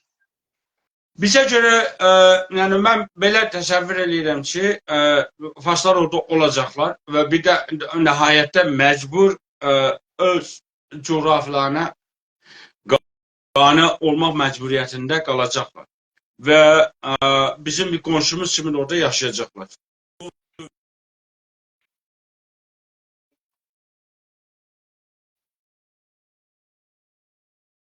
Qonşu bir dövlət kimi. Tamam. Fars dilinin gələcəyini necə görürsünüz? Yəni fərz buyurun ki, ərəblər müstəqil oldular, bələdçilər, türkəmənlər, biz, qəşqailər, lorlar, bəxtiyarilər, giyləşilər, mazəllər, hər kəsə müstəqil oldu. Fars dilinin gələcəyi necə görürsünüz? Orada qalıbdır ki, Fars dövlətinə, yəni dövlət olursa dili qalacaqdır, dövlət olmursa dili aradan gedəcəkdir. Əgər Farslar, yəni mən güman eləmirəm ki, dövlət olmayacaqlar. Farslar illaki dövlətləri olacaq. Dövlətləri olduq sürəçdə də dillərdə qalacaq, yaşayacaqdır. Burada bir danışan sayısı azalacaqdır. Ciddən inanırsınız ki, Fars milləti qala bilər, Fars dövləti ola biləcəkdir? Bəli. Tamam. İllaki Fars dövləti olacaqdır. Ola dövlət quracaq. Tamam, mən inanmıram, mən şəxsən inanmıram, ona görə soruşdum ki, bunu görüm siz necə düşünürsünüz. Təşəkkür edirəm. İran farsların ekonomisel gələcəyi necə görürsünüz? Bunların gələcək ekonomisinin... Ekonomiləri o qədər yaxşı olmayacaq. Çünki əsasında onlar bağlıdır ərəbin nəftinə daha çox ekonomisi yüklənib. Azərbaycanın ən böyük gəlirləri Azərbaycandandır. Elə ona görə yenə də Bəluçistandan da yenə də mənfəətləri vardır. Böyük ölçüdə İran, Fars, İran deyil mi də? Fars dövləti böyük ölçüdə sıxıntı içində olacaqdır. Amma bir dənə mövqeyyəti var. Hani bu millətlərin arasından bir ticari yol kimi, keçid kimi bir gəlirlərə də sahib ola biləcək. Bu arada bu qalıbdır. Biz yəni o tökülüş döneminde hansı formada bu bölünmələr olur? Əgər Farslar xəzinənin hamısını mı çalıb çıxacaq? Yoxsa o xəzinəni biz mi əlimizə geçirdəcək? Və ya o xəzanə bölünəcəkmi bu millətlərin sayına görə? Biz məsələ o platformda, keçid platformunda bu xəzanənin millətlərə saylarına və iqtisadi imkanlarına və hətta ehtiyaclarına görə bölünməsini, o mərkəzdən çıxmasını istəyir. Amma bunlar məsələn Farsların əlində qalsa, təbii ki, biraz onlara şey verər, bəlli ölçüdə, yəni böyük ölçüdə Farslar gəlirlərini itirəcəklər. Hesab edin ki, məsələn, süngün misi gedir Farsistana, nəft gedir, gəlir İsfahan, Kerman, bu yerlər indi nəftin pulu ilə gətiriblər, göl düzəldirlər Şirazda, sünni dəniz düzəldir. Yəni, bunlar olmayacaq. Təbii ki, bir iqtisadi vəziyyətdən bugündən çox-çox dağlı bir vəziyyət olacaq. Salih bəy, mən son amarlara baxırdım, bunların özləri verdikləri amarlara baxırdım. Məsələn, yazmış ki, İsfahanda fulat fabrikaları tikilibdir geçən 30-40 ildə. Çin, Japon, Alman və bir çox 7 məmləkət yazmışlar. Yazmışlar, onlardan çox burada fulat kərxanası var, mis kərxanası var, alüminium kərxanası var, motosiklet kərxanası var. Məsələn, motosiklet kərxanası, indi fikir edin ki, bu sular ki, onların hamısına da çox böyük həcmdə su lazımdır. Necə Urmu gölünün ətrafında bəzi fabrikalar tikiblər ki, suyu şeydən, bəndidən atırlar. Su gəlmir gölə. Gedir karxanalara. Yəni karxanalara atırlar. Bizə açmırlar. Bizə minnətin qoyurlar. Bunu mən dostlardan da xahiş elədim. Videolarını götürdülər, qoydular ora ki, niyə su gəlmir? Dedim, gedin axtarın, görün. Harda bunu gördülər, söndürüblər karxanalara, fabrikalara. Yox. O İsfahanın zadın o sular bağlansa ərəblər bağlayacaqlar. Şeylər bağlayacaqlar. Onlar ərəblərin razımidir. Bunlar o karxanaların hamısı işdən düşəcəkdir. Necə görürsünüz onlar? O mümkün mü? Sen gedələr pul verərlər, deyərlər ki, qoyun bu su gəlsin. Yəni ki, ərəblərin də ehtimalən məsələn o suyu satarlar da, havaya gəlməyəcək. O fabrikalar orada yatmayacaq. Onlar bir türlü yolunu tapıb işlədəcəklər. İndi deyəcək, məsələn bu Amerika gedib, ya məsələn Fransa gedib pul verib nəft almır. Bu deyəcək pul verəcək, su alacaq. Gəlsin məsələn onları salsın. Yəni o şirkətdə işləyəcək, amma şeyləri düşəcək aşağı. Yəni gəlirləri bugünkü kimi ki o rifahdakı yaşayırlar bu xalqların hesabına, bu rahatlıqda olmayacaq. Orası kesin. Nəzərinizdə onda köçüş olar mı? Yəni köçmək. Yəni onlar ki köçüblər indi məsələn Fars bölgələrdə o fabrikalarda işləyirlər. Onda bunlar hamısı olacaq. Əlbəttə ki, Azərbaycan məsələn, Azərbaycanlıların bir çoxu bu dövrdə əgər qalıbdır Azərbaycanın və belə də ki görünür indi Quzey Azərbaycanda iqtisadi dirçəliş parladıqca, iqtisad parladıqca görürsünüz ki, güneydə millətçiliyə, Azərbaycançılığa rəğbəti çoxalır. Azərbaycanın məsələ deyək ki, iqtisadiyyatı yaxşı olsa, onlar ki, Azərbaycanı buraxıblar, gediblər Tehrana, Şiraza, İsfahana, ya Çağbara filana gediblər, çörək təhsil gediblər də. Onlar da orada nə edəcəklər? Onları satıp gələcəklər. Sən biz bir şərait qoyacaq bunları ki, oradakı gələnləri təşviq eləmək üçün onlara bir dövlət olaraq şərait düzəltməliyik ki, onlar gəlsinlər, məsələn, barter eləsinlər, yerlərini birisi ilə dəyişdirsinlər. Azərbaycanda məsələn bir gətib ərəbləri də eləşdiriblər də, o savaş dönəmində o ərəbləri məsələn deyək ki, onunla yerinizi dəyişdirin. İndi təfavütünü bir-birinə Qazaxıstan bunu elədi. Qazaxıstan demək istiqlalından sonra o Qazaxlar ki Rusiyada yaşayırdılar. Çünki Qazaxların çoxu Rusiyada idi. Ruslar çox idi. Çox da değildi ha, 40% idilər. 40% da çox şahıdır da Qazaxıstanda. Bunları dəngələmək üçün nədir? O Qazaxların hamısını şərait düzəltdilər. Dedilər ki, Evis məsələn bir Rusla şeylə. Bu səbəb oldu ki, Ruslar buradan köçdülər, getdilər Rusiyaya. Buradan Ruslara Qazaxlar da gəldilər. Qazaxlar gəldi, yetirdilər və onlara iş təmin edildi. Onlara iş təklif edildi. Qəşəng şəraitlər düzəltdi. Və ya məsələn Qazaxıstanın paytaxtı çəkdi Astanaya. Paytaxt Almataydı da. Almatadan daşıdı Astanaya. Niyə? Çünki quzeyə getdikcə Qazaxlar daha Qazaxıstanın güneyində. Quzey tamamilə Ruslar çox idi. Quzey tərəfdə. Yəni orada dəngəni düzəltmək üçün dövlət istiqlalını çəkdi apardı o yerə ki, Ruslar çoxunluqdadır. Və bütün bürokratları, təhsil kədrləri filan nədir? Cəzb elədi, çəkdi bu dəfə dəngəni düzəltdi. Yəni Qazaxıstan bölünməsin, parçalanmasın. Biz də bu şivələrdən istifadə edib, təcrübə olunmuş bunlardan istifadə edib Azərbaycanlar ki, deyək ki, məsələn, Şirazda, İsfahanda filanda azınlıqdadırlar və orada imkanları var. Bir zaman bir iş üçün getmişlər, indi Azərbaycanda ondan yaxşı şərait düzəldə bilir, yollara gəlsinlər, işləsinlər. Sərmayələrini yığıb, pulları varsa sərmayələrini yığıb gətirsinlər. İndi Azərbaycandan sərmayəni qaçırırlar. Biz o sərmayəni təkrar Azərbaycana çevirməliyik. Bu siyasəti doğru. Təşəkkür edirəm. Bir şair dostumuz vardı, gəlib də orada yazdı ki, əlan çox adamlar Fars bölgələrindən köçürlər, kəndlərimizi abad edirlər. Elə orada yaşırlar. Amma sərmayələrin, pulların gətirirlər, kəndləri yaşırlar. Bu şeyi Günaz TV-yə çox şeylər boşlayıq biz, millət olaraq.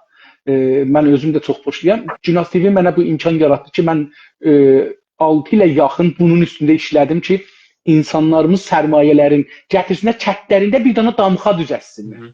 Və çox da gözəl alındı, dostumuz Əlan şey, o mənim yadıma düşdü. Bu da sizin o sözdə qüvvət ki, bu ola bilər. İndi bir bölümə keçirəm. Bilirəm ki, sizin bundan nəzəriniz yoxdur. Amma soruları mən soruşum, siz də qısa buyurun. 25 dənə soruşun. Federalizm bölümü. Qısa demişim. Çünki cavabda əslində bilirik cənabınız nədir. Federalizmi necə tərif edirsiniz? Tərif edirsiniz federalizmi. İranda. Dünyada yox. Bizdə İranda. federalizm, İranda federalizm əsasında bir müsəkkindir, bizi ölümə götürən bir müsəkkindir. Yox. İndi məsələn Güney Azərbaycan istiqlal tapsa, Güney Azərbaycanın özün cənabınızın əgər səhv eləsəm buyurun, dediniz ki, özü federalizm idarə olacaqdır. Güney Azərbaycan federal şəklində. Federalizmə necə baxırsınız? Hələ İrandan eşitdə. Yəni federalizmin özünə necə baxırsınız? Federalizm bir idarə sistemidir. Aha. Federalizm yaxşı idarə eləmək üçün federal dövlətlər qurursuz, o daha yaxşı idarə eləmək üçündür. Federal idarənin özü deyil, idarə sistemidir. Yəni dövlət deyil, hədəf deyil. Bəlkə bu dövləti idarə eləmək sistemidir. Və bunu da biz İranda qəbul eləmirik. İran əsas heç bir adında sistemini qəbul eləmədiyimiz üçün federalını da qəbul eləmirik. Tamam. Hangi federalizmdən siz söz edirsiniz? Biz əslən qəbul eləmirik də. Yox. İndi Güney Azərbaycanın özündə federalizmi siz qəbul edirsiniz. Bu federalizm necə bir federalizmdir? İdarə federalizmdir. Daha rahatçasına məsələn demək idarə eləmək üçün o bölgələrin Qoyun beləsi soruşum bu sualı. Yadınızda olsa Haşimi Rəfsanjani ekonomik, iqtisadi federalizmdən danışırdı. Biri də mədəni federalizmdən, biri də hüquqi federalizmdən, biri də dini federalizmdən danışırlar. Qomi federalizmdən danışırlar. Şəriət mədarı yox, şəriət mədarı əlbəttə bir ayrı cürdən danışır. Özü təsdiq elədi bu keçən seriş qomi deyil. Siz nə cür bir federalizmi Azərbaycanın öz içində görürsünüz? Biz o qomi, etniki filan deyil. İdarə. Hangi hissələri demək Azərbaycanın deyək məsələn bir hissəsini Azərbaycan o hissəni daha rahat idarə eləyə biləcək deyək və ya məsələn biraz yəni idari formada milli ya etniki ya dini bölünmələrə yol verilməməlidir. Onlara eləncə federalizmə bizim etiqadımız yoxdur. Yəni Azərbaycanda olmaz. Azərbaycan bir ölkə kimi istədiyi bölgənin deyək ki, idarəçiliyini müəvvəl edir. Burada bu dövlətin, o bölgə dövlətinin bir seri ixtiyarları vardır ki, oranı rahatcasına idarə eləyə bilsin. Dövlətə, mərkəz dövlətinə, Azərbaycan mərkəz dövlətinə vergi verir, filan verir, behman verir. Amma o idarə etmənin daha rahat olsun xalqa, daha rahat servis verilməsi. Zərurətən də federalist olacaq deyə deyil. Dedim, federal formasında idarə eləmək ola. Bunlar bir sistemdirlər, idarə sistemidirlər. Bəlkə də ki, federal formasında idarə eləmək. İndi o zaman olduğunda da təbii ki, o şəraitdə təbii bu danışıqlardan məclisin təsvibatından, müsəvvibəsindən geçmək. O ayrı. O başqa ki, məclisinə təslim tutacaq. Amma bir də var ki, siz bir parti olaraq deyirsiniz ki, biz bu idarə sistemi önəririk. Yəni sizin bir önəriniz var, bir düşüncəz var, siyasi düşüncəz var. Deyirsiniz ki, biz federal sistemin Güney Azərbaycan istiqlalından sonra bura önəririk. Və bu federal sistemdə də bunun müşəxxəsələr var. O müşəxxəsələr məsələn deyim, bu Azərihanın bir adamı gəlib Amerikada da harda bir danışıbdır. Bu günlərdə də çox yayırlar onu. O deyir ki, biz filan pan-İranistlərin birinin nəqşəsinə deyir ki, biz federalizm yox, amma ən kiçik şeyə bölək idarəni və o idarədə onun üçün millətçilik olmaz. Eşitmisiniz hətta? Bəli. Bu adam əslində federalizmi düşünməyib ki, federal Kanadada elə bu düzü başlanır. Ya aşağı səviyyədən insanların, məsələn bir dana şəhər var, 6000 dana cəmiyyəti var, 5000 dana cəmiyyət, 3000 dana. O özü federal sistemdir. Yəni özünün sistemi federal sistemdədir. Yəni bu cür deyil ki, o şey olmasın. Və burada da yerçilik çox. Dövlət içində dövlətləri vardır. Şəhər, əyalət dövləti, şəhər dövləti, bunlar hamısı bölünübdür, doğrudur. Sizdə nə cür olar? Yəni sizdə də belə bir sistem düşünürsünüz, yəni nə cür sistem düşünürsünüz, federalı? Yox, ona biz indi elə bir tərifimiz yoxdur. Həqiqəti burası ona bir tərif verməmişik, qoymamışıq. Amma olursa təbii ki, idarə forması üçün gərəkirsə, onu zamanında araşdırıb demək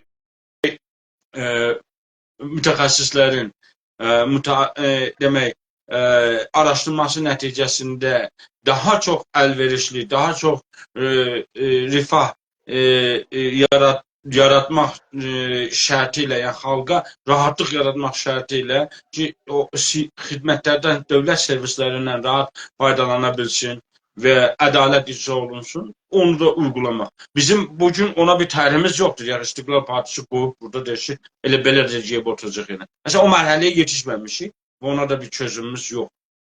Tamam. Siz İranda bu sorunu yenə soruşmuşam. Cavab hən yox ya bir kəlmə ilə deyəcəksiniz. Federalizm İranda əlverişli görürsünüz. İmkanpəzirdir, farsça desək. Nə imkanı vardı, nə də əlverişli, nə də ki, əslən işləyə bilər. İran federalizmə də getsə dağılacaqdır. Yəni bu xalqlar bir türlü tanımağa başlasa, o nəhayətdə dağılacaq. O millətlər o fürsətdə dövlətləşib və nəhayətdə bunu, ona görə İran heç zaman federal olmayacaqdır. Məgər təhmil olun.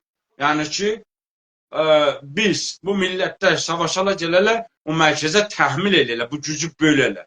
Və ona da biz deyirik ki, niyə gedirik, biz əgər buna təhmil eləyə biliriksə, öz dövlətimizi təhmil eləyək.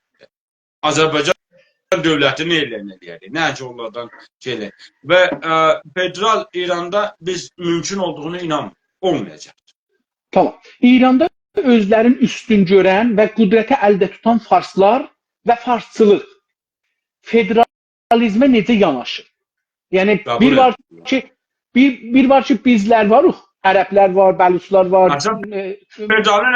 Federalizmin aksiyan zadı budur. Bir tərəfi budur ki, bu məhkum millətlər federalizm istəyir. Hakim millət istəmir ki.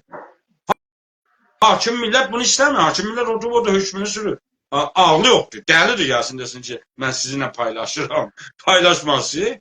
Yəni o farslarda federal düşüncəsinin tərəfdarı yoxdur. Farslar elə federalizmə. İndi biz istiqlalçılar vardılar. Daha çox məsələn istiqlalçılar, federalçılar bizə də nəfəs ala bilirlər. Əgər istiqlal təfəkkür olmasaydı, indi federalistləri xain kimi, təcə tələb kimi, filan kimi vurub doğrayacaqlar. Zindanlar dolu olacaqdı federalistlər. Üçün istiqlal daha ondan daha təhdid edici və məsələn qurtuluş qruplarının oluşduğuna görə ona indi fürsət qoymurlar. Zaman qoymurlar. Yoxsa farslarda federal düşüncəsi, əslən federal tərəfdarı yoxdur. Tamam. Pəs onda o birisi sorunu soruşmayayım ki, soruşacaqdım cürbəcür bunların qanatları var, düşüncələri, partiləri var. Onlar necə baxırlar? Siz onu da dediniz ki, yoxdur.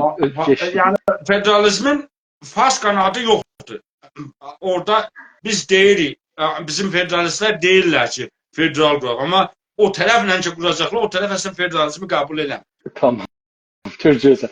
Məşrutə islahatından və reformundan bugünədək farslar tüm yazılı və sözlü müqavilələri ayaqları altına qoyub salıblar və salıblar. Əcəba farslar farslara, fars hakimiyyətinə, fars siyasilərinə, partilərinə güvənmək olar? Heç kimə güvənməyəcəksiniz, özünüzə güvənəcəksiniz. Biz hər hansı bir müqavilənin icrası üçün o icraî məlzəməni özümüz təmin edilməliyik. Yəni arxan olmayacaq, bir dənə imza atdılar, icra olacaq. Çox şeylər bugün dünyada vardılar ki, imza olublar, icra olunmurlar, vəd ediblər, amma əməl eləmirlər. O əməl eləyə biləcək mekanizminə əl tapmalıyıq. Farsa əsasən farslara əbədən etimad olmaz. Nə fəqət farslara, dedim heç kəsə eləməməliyik, farslara əsla eləməliyik. Farslar bunu göstəriblər, imtahanlarını veriblər ki, farslara dəfələrcə bu anlaşmaları pozduqları üçün. Fəqət məşrutə deyil, milli hökumətdə də pişəvəri ilə də anlaşdılar da. O gündən bu günə də ərz edirəm, o gündən bu günə. Əslən özlərinin bugünkü yazdıqları qanunlarını belə əməl eləmir. Yəni ki, biz ona görə onların heç bir şeyini, nə fəqət farsların, heç kəsin imzasına güvənmək olmaz. Biz əgər bir müqaviləyə, bir anlaşmaya gediriksə, özümüzün də onu icra eləməyə, mekanizmi oluşturmağa çaba göstərməliyik və ya başqa bir mekanizmlərdən istifadə edərək onun icrasına bir əhrim kimi istifadə eləməyə, faydalanmağa çalışmalıyıq. Sadəcə imzalamaqla olmaz. Qarabağı hamı deyir ki, Azərbaycan, yəni dünya neçə dənə maddə keçirdirlər, dünyanı deyirəm, BMT-ni ki, Azərbaycan torpaqlarını ermənilər işgal edir. Amma ermənilər orada Azərbaycan vurub çıxartmayana kimi heç kəsin nəsə umurunda da deyil. Doğrudur. Hətta Azərbaycan vurub onları çıxardanda da hamı düşdülər bunun üstünə ki, neynirsən? Mənim vəsiyyəm, sən özün demirsən ki, bura işgal altındadır da. Ona görə o təahhüdlər, o deməklər, o yazmalar, o müqavilələr o qədər anlam daşımır. Əgər arxasında bir icraî güc, o da bizim olan icraî gücümüz varsa, onlar gerçəkləşmə ehtimalı vardır. Doğrudur. Ona bağlı. Yəni, Doğrudur. Ərz edeyim ki, buradan bu üzdə 9-cu soruya yetişmişik, amma buradan bu üzdə daha siz bunları hamısı üçün rədd elədiniz. Əslən bunları sizdən soruşmağa yer yoxdur. Keçək vətən bölümünə. Vətən haqqında danışmışıq, sizin nəzərlərinizi biraz bilirik. Onun üçün burada da bir 10 dana soru soruşacağam. Elə yenə də qısa gedə bilirik. Vətən nədir? Vətən haradır? Vətən bir millətin ayağını basıb, üzərində durub, dövlət elədiyi yer vətəndir. Vətən, vətənsiz millət, millətsiz də vətən yaşaya bilməz. Bunlar bir-birinə bağlı, bir-birini təkmilləşdirən, bir-birini bəsləyən, bir-birini böyüdən. Bizim böyüklərimiz Dədə Qorqud deyir ki, torpağı qoruya bilməsən, becərmə, əkmə, əkənməsən də qorumacın. Yəni bu o cür bir-birinin içi çəkilmiş vətən, ayağın bastığın yer, üzərində durduğun, dövlət qurduğun, həyat yaşadığın yer vətən. Çox gözəl. Sevdim bu tərifi. Çox var olun. İran və Farslar vətən anlamın, sərhədlərin qarmaqarışıq etməni necə görürsünüz? Dedik, İran əsasında bir siyasi, onların vətən termi və ya vətən anlayışı siyasi istimar, işğal və siyasi vətən. Yəni, təbii vətən deyil. Ona görə də onların məhdud bir coğrafiyası yoxdur. Bəlli bir yerdə də durmayacaqlar. Yox, sorum orada deyil. Sorun budur ki, bu qarmaqarışıq ki, yatırıblar bu qavramlar, daha vətən qavramı, sərhəd qavramı qatışdırıblar da. Yəni, indi məsələn, Azərbaycanı bölüblər, neçə yerlərə veriblər, ya Azərbaycansızlaşdırıblar. Bu işi necə görürsünüz? Bu qarmaqarışıq eləməni necə görürsünüz? Onlar hakimiyyətlərini qorumaq üçün bu təhdidi aradan qaldırmağa, bu millətdə ittifaqı pozmağa, o vətən anlayışını məhv eləməyə, demək, özgüvəni yıxmaq üçün bunu eləyib, gətib milli tərkibə sən dəyişdirib. Elə elibdir ki, biz səhər deyəndə orada nənəsini desin, ya, bax, küt var, ha? Hara istiqlal istəyirsən, kütlər başını kəsəcəkdir, ha?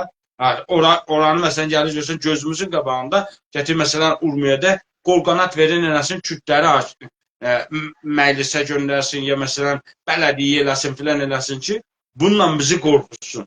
Tabii o hakimiyyətini təhmil edib davam eləmək üçün bizdə o dövlətçilik və ya vətən anlayışını aradan aparıb, onun yerinə bir ayrı vətən tərifi yerləşdirməyə çabadır.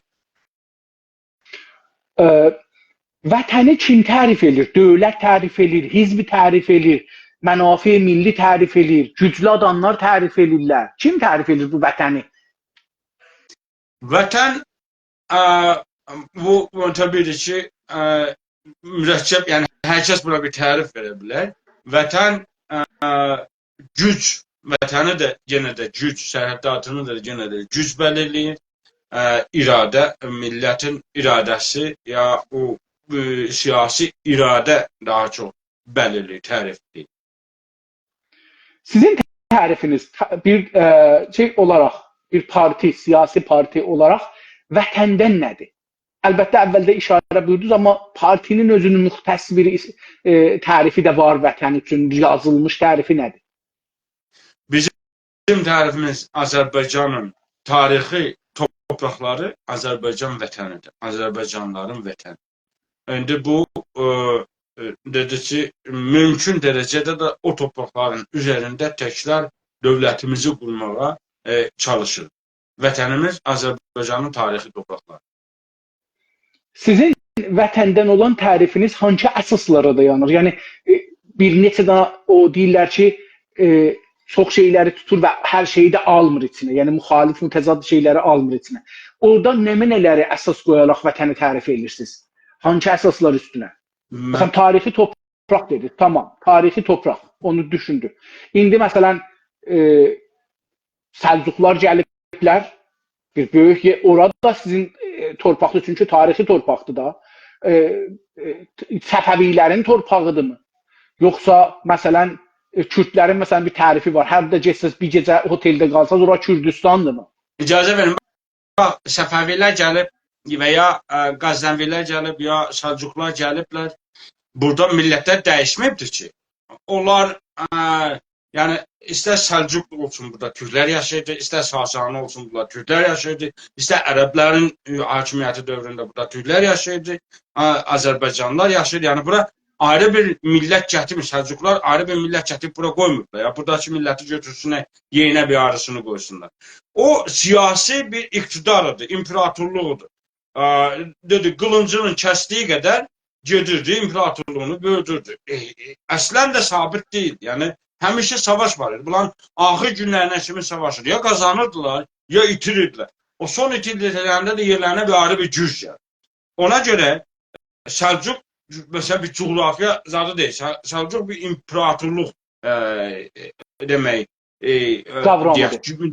qavramıdır. Onu görürsünüz ki, bir zaman Ərəb ölkələrinin bir yarısı Səlcuqlunun Şam filan zaten Səlcuqluların demək iqtidarıdır. Əraqdır, o birisidir, bu birisidir. Amma indi görürsünüz ki, onlar ayrı bir dövlətdir. Amma onlar Səlcuqlar hakim olanda da orada ərəblər yaşayırdılar. Türklər hakim idilər, amma orada ərəblər yaşayırdılar. Azərbaycan da aynən onun kimi. Azərbaycanda bu dövlətlərin hakimiyyətlərin məsələn Teymurilər olsun, Osmanlılar olsun, ya Səfəvilər olsun, Qacarlar olsun, ya Əfşarlar olsun. Burada millətlər dəyişmir, ya Səlcuqlar olsun, ya Qəznəvilər olsun. Burada milləti götürüb aparıb ayrı bir millət gətirib qoymur. O millətin siyasi dövlət termi, ya idarəçilik termi Səlcuqların demək, valisi gəlirdi, oturdu orada. Səlcuqun vəliəhdi gəlirdi, oturdu. Məsələn, Təbrizdə nədir? Buranı idarə edir. Bu millət elə buradadır da. Milləti ayrı yerə nə daşıdılar, nə də demək, ayrı yerdən buraya bir millət gətirdi. Nəticə etibarilə onun bir dənə şahzadəsi, ya şahın məsələn bir nümayəndəsi gəlirdi, sultanın bir nümayəndəsi otururdu orada, ya oradan intiqab edirdi. Dedi ki, sən mənim burada mənim valimsən.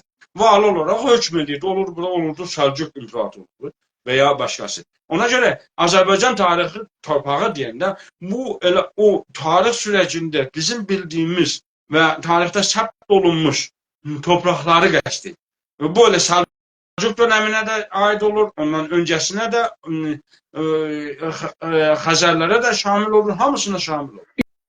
İndi buna görə soruşuram bu sualı ki, məsələn siz torpaqdan danışdınız, tarixdən danışdınız, tarixi orada yaşayan türklərdən, Azərbaycanlı türklərdən danışdınız. Yəni bunlara dayanalar deyirsiniz ki, indi məsələn baxanda görürük ki, məsələn Gilanda gəliblər, Gilanlılar biraz orada yerləşiblər. Bu tərəfdən baxırıq biraz Kürd yerləşdiriblər. Bu tərəfdən baxırıq biraz Lor var. Yəni Azərbaycan torpağında. Biraz da baxırıq Fars var. Yəni baxsaz görürsünüz ki, o mərkəzə tərəfdə gedəndə Azərbaycanın tarixi torpaqlarında indi bir çox Fars var. Bunlarda da o tərifdə məsələn birdən Azərbaycan nədir orada şey olur? Yəni tarixi deyəndə indi orada Fars var, orada Kürd var, orada Lor var, orada da Gilək var. Onu da elə o söhbətdə, hətta bundan qabaq da danışdıq ki, Azərbaycanın tarixi torpaqlarında bugünkü real vəziyyəti də nəzərə alaraq Azərbaycan dövlətini qurmaq qəsd edir. Bəzi yerlərdə biz bunu qura bilmirik. İki dənə faktor da bu olur da. İki dənə faktor bu olur ki, Azərbaycanın bugünkü real vəziyyətini nəzərə alaraq. Bəli. Tamam.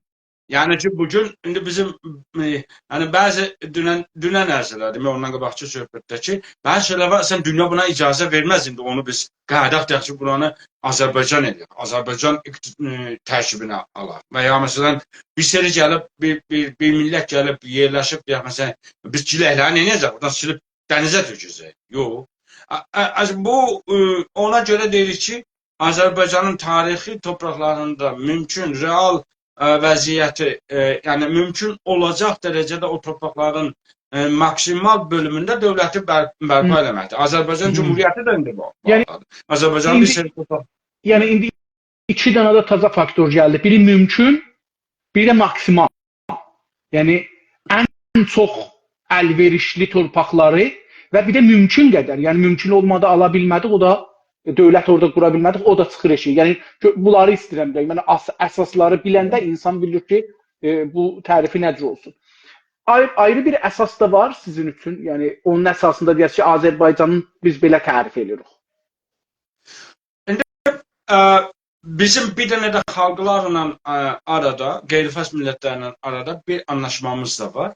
O da budur ki, sərhəddatın daha çox elmi, baxın, üç dənə əsasda dedik. Elmi, tarixi əsaslara dayanaraq akademik və siyasi qrupların tərkibindən təhqiqat nəticəsində və demokratik formada, yəni üç əsasda elmi, tarixi, demokratik əsaslar üzərində bu sərhədlərin belirlənməsinə çaba göstərməyi tövsiyə edir. Yəni Gözəl. Bu da 3 dənə. Bəli. 8-ə çıxdı. 8-ə çıxdı. Yəni oldu nə mənə tarixi, demək elmi, yəni fəqət iddia deyil. Məsələn, mən deyim ki, burada indi gəlib əsən Kürd oturub, yaxşı, tarixdə də burada Kürdlər buradadırlar. Kürdlər nə zamandan gəldi? Məsələn, Kürdü dedik, məsələn, giləklər nə zamandan gəliblər? Burada, məsələn, giləklər nə zamandan çoxunluğu təşkil edir? Demək, elmi, tarixi və demokratik yolla həll edilmək. Təbii ki, bunlar olmadığı sürətdə də daha əvvəldə dedim, bunlar hamısından şeydir, gücdür təyin edir. Sərhəddatı gücdür təyin edir. Hətta əgər sərhəddatı, indi onu soruşacağım əlbəttə, amma sərhəddatı təyin eləməkdən eləyəndən sonra o komisyon işə girə bilər. Ondan qabaq komisyon işə girsə də tarifən hər kəs aranı tutubdur, ora qalar əlində ya da çox çətindir onu almaq. İndi vətənin o tarixi vətən dediyiniz yerin sərhədləri nə cür təyin edirsiniz? Yəni o qruplarla deyirsiniz, o gözəl. Yəni o 3 dənə əsasda elmi, tarixi və demokratik əsaslarda o millətlərlə danışmısınız, müqaviləyə yetişmisiniz. Bu çox gözəl. Amma indi hangi dövrün tarixinə əsasən o sərhədləri təyin etmək olur? Burada ittifaq yoxdur. Biz biraz tolerans göstəririk. Biz deyirik ki, bizə məsələ ən azından ən yaxın bu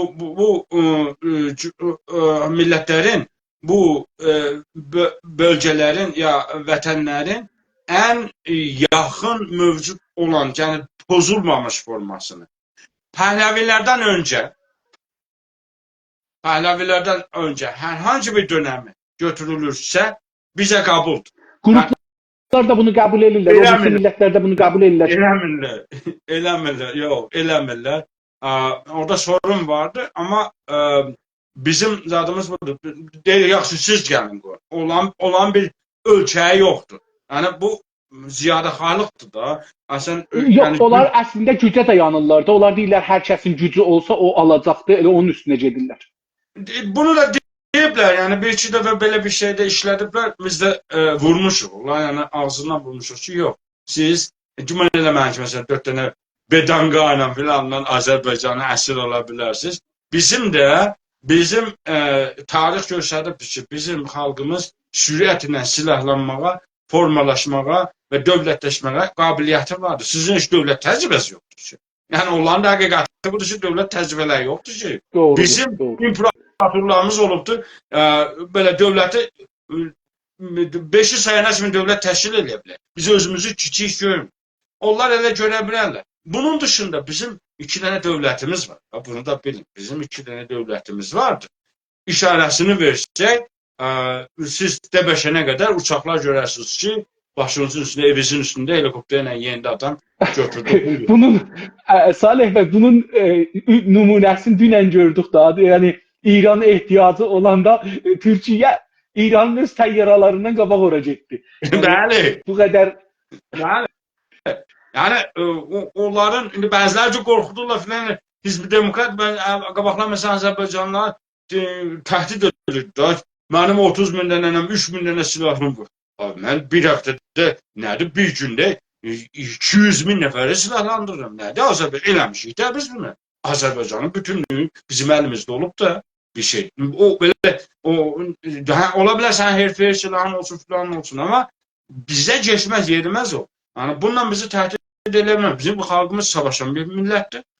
Eyni zamanda ki mədəni demək tolerantlıdır. Eyni zamanda da qorxmaz, sonuna qədər savaşan millətdir. Birisi gəlib 4 dənə topança ilə, bilməm, xumpara ilə filanla təhdid eləməsin. Biz oraya gəlsə, yəni o dillə danışsaq, onlar zərərli çalır. Mən bunu oturanda deyirəm. O dillə danışsaq, indi siz qazanan kimi görünə bilirsiniz, amma siz zərərli çıxarsınız. Baxın, Qasımlının dedim təcrübəsi var, tancılarla gəlmədi mi üstümüzə? Nə oldu Qasım? Nə oldu siz? Vətəni, vətənsizləşdirməni, bu siyasət ki götürüblə vətəni vətənsizləşdirməni, bu haqda nə düşünürsünüz? Yəni bu proses gedir, getmir, nədir görürsünüz? Gedir. Əsasında ona görədir bizi əsarətdə saxlayıblar da. Bizdə vətən qavramını məhv ediblər, ayrı bir şeyi bizə vətən görsün. Ona görə əgər o olmasaydı, o zehniyyət yaranmasaydı, bizim mübarizəmiz bu qədər çəkməzdi. Biz çoxdan dövlət olduq. Bizdə görürsünüz ki, hətta məsələn, bugünündə bayaq söhbətiniz əvvəldə dediniz, Azərbaycanı İran. Yəni bu vətəni yox edibdir ki, o İranı vətən göstərir. Ona görə o yox eləmə, vətən anlayışını bizdən alıb, yerinə bir saxta vətən deyib, vətənin budur. Biz ona görə hədəfdən uzaqlaşdırılmışıq. Ona görə hər nə tərif verəndə Tehranı nəzərdə almışıq, məclisi nəzərdə almışıq. Orada iqtidarı ələ geçirmə və ya o iqtidarın vasitəsini, yəni məşruiyyəti vermişik başqasına, bizdən alıb. Vətəni keçən yüzildə, Azərbaycandan danışıram, keçən yüzildə dəfələrcə bölüblər. Vətənin üstündən adı götürüblər. Vətən duyğusun və o ehsas ki vətənə vardı, onu çeviriblər. Siz də indi işarə buyurdunuz. Vətənin üstündən götürüblər bunları. İndi sizin təşkilat bunu necə tərif edir? Bunu necə görür, necə deyir, necə izah edir? Elə onu yenə də baxın dedik ki, Azərbaycanın tarixi, torpaqları tarixən Azərbaycan tanınan və bunu da ən azından yazılı məktəblərə gedəndə bunun bir 1000 ildən aşkın yazılı xəritəsini bəlirləyən sənədlər vardır. Bu sənədlərə sonra kim gəlib parçalayıb? Stalin bunu bölüb veribdi Gürcüstana, o birisi bölüb veribdi Ermənistana, o birisi gətiribdi İran tərəfindən şaha gətiribdi Azərbaycanı bölüb eləyibdi Zəncan, Qəzvin, Həmədan və bu son dönəmlərdə Ərdəbil, Azərbaycan adını da üzərindən götürdü. Bunlar heç birisi bizim o vətən anlayışını məhdudlaşdırmır. Biz Azərbaycan dediyimizdə Azərbaycanın tarixi torpaqları ki Tehran da buna daxil olur. Amma Tehranın bugünkü durumu, statusu elə bir vəziyyətdədir ki, onun Azərbaycana ilhaqına başqa bir metod önərir, başqa bir sistemlə Azərbaycan. Biz o Tehranı nəhayətdə Azərbaycanın tarixi toprağı kimi görür, amma bunu əcəba bacaracaqmı Azərbaycan dövlətinin də demək, tərkibində olsun ya olmasın, ona başqa bir metodumuz ki, necə, yəni bunu Azərbaycana ilhaq edir. Pəhləvilər və mollalar bunların siyasətləri sonucunda vətən dil parçaları qonşulara verilib. Bir neçə nəsildən sonra da bəzi bölümlərdə əslən insanlar yadlarından çıxardıblar ki, bura Azərbaycandır, bura Azərbaycan torpağıdır. Siz bunları Azərbaycan torpağı tanıtdırmaq üçün nələr düşünürsünüz? Bunlar baxın indi də elə var və başarır, yəni rejim başarır. Bizi məsələn topraklarımızı verir Ustanı Gilana, Arı da Azərbaycanı özü qəsdən edir, bilərək edir. Və bizlə onları savaşdırmağa, məşğul eləməyə çalışır. Əsasında o əvvəl formulu ki dedik sizə, əvvəl dövlət, Azərbaycan dövlətini quranda sərhəddatını, o tarixi topraklardan biz çəkməyə cəhd göstərməliyik və ordumuzu konuşlandırmalıyıq. Torpaq müzakirə olunmaz. Torpağı kiminlə biz müzakirə yolu ilə sərhəd eləmək, torpaq vermək, bir qarış da torpaq vermək. Ona görə bunlar nə cür bölürlər, hangi ustana verirlər, nə eləsə eləsinlər. Onlar o istiqlal günü bizim ordumuz olacağı yerdə olmalıdır və sərhədimiz də orada. İndi siz bu sözü bura gətirdiniz. Vətəni üçün, vətəni geri almaq üçün tarixi vətəni savaşacaq mısınız? Mütləq savaşacaq. Mütləq savaşacaq. Savaşmasaz vətəni ala bilməzsiniz. Tamam. İndi vətən var, bir də vətəndaş var. Sizin təşkilatın anlamı vətəndaşdan nədir? Nəticə tərif edir vətəndaşı? Vətəndaş, o vətəndə yaşayan bütün insanlar, ırqından, dinindən, cinsindən asılı olmayaraq hamısı vətəndaşdır. O vətənin demək, evlatları, eyni hüquqlu insanlar. O olur vətəndaş. Dünənləri bir tərif işlətdiniz, bunu qabaqdan da işlətmişdiniz, mən də çox sevirəm.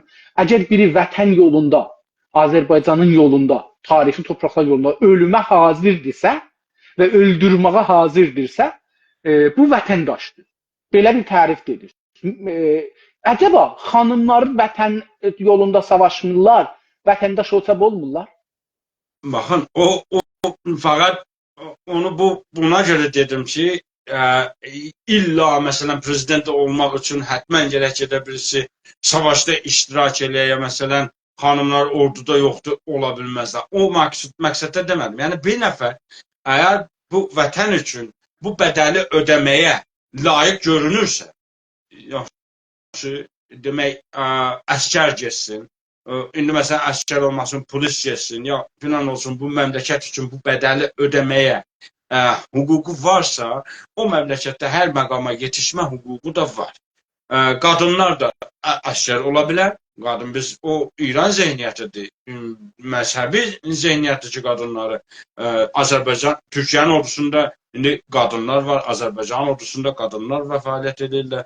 Bu, yəni, məhdudlaşdırmır qadınların siyasətdə ya dövlətdə iqtidarda iştirakını məhdudlaşdırmır. Onu bir dənə millət kimi gətirdim ki, yəni ki, birisi Azərbaycanda bu bədəli ödəməyə layiq görünürsə, məsələn, mən deyə bilirəm, sən gəl-geçlə savaşçıyla orada ölməyə göndərə bilirəm, amma səhər deyirəm, sən vəzir ola bilməzsən. Bu Dağıstandadır.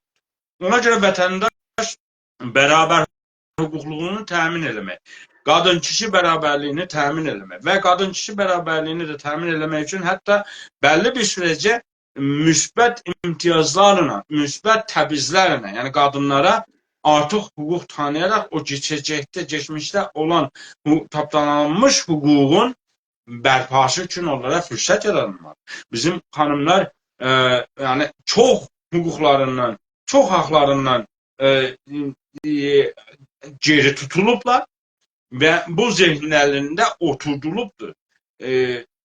O cübran olması üçün gərək bir müsbət təbizlər də... İndi bunu belə bir misal vuraq. Yenə də bu qeydim orduya, əlbəttə sonra orduda da yenə danışacağıq, amma indi məsələn xanımlar İranda orduya getməyiblər, bu haqdan məhrum olublar, vətən üçün savaşmaqdan məhrum olublar. İttifaqən mənim nəzərimə üçün biraz bu siyasət elə oradan da çıxır da, yəni xanımları həsf elərsən işlərdən, bir çox işlərdən, xanımlar da siyasətə girməzlər, partiyaya girməzlər. Nəyə girsinlər vaxtı ki, məsələn, orduya girə bilməyəcək, komandan ola bilməyəcəkdir, strategist ola bilməyəcəkdir, rəis cümhur ola bilməyəcək, qazi, adqah məhkəmədə ola bilməyəcək. Nəyə girsin siyasətə? İndi